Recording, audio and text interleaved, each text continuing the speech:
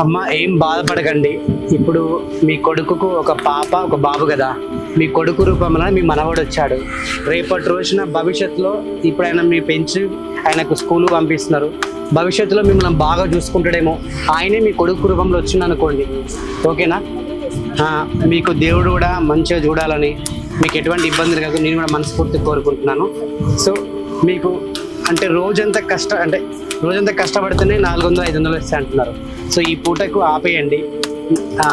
మా ఛానల్ తరపున, ఈ ప్రోగ్రామ్ తరపున మీకు నేను ఒక 1000 రూపాయలు నేను మీకు హెల్ప్ చేస్తున్నాను. ఓకే,